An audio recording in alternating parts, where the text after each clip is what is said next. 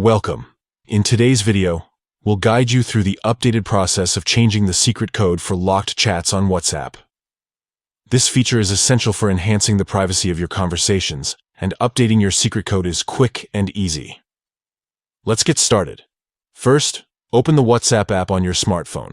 Once you're in the main interface, locate the search icon at the top right corner of your screen and tap on it. In the search bar that appears, type in your current secret code. This will display all your locked chats. Tap on one of them to proceed.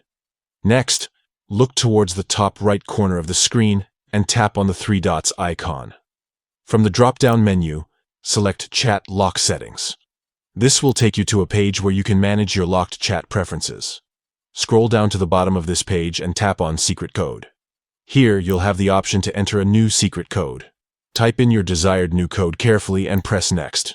To confirm your new secret code, re-enter it when prompted. Once both entries match, WhatsApp will save your updated secret code successfully.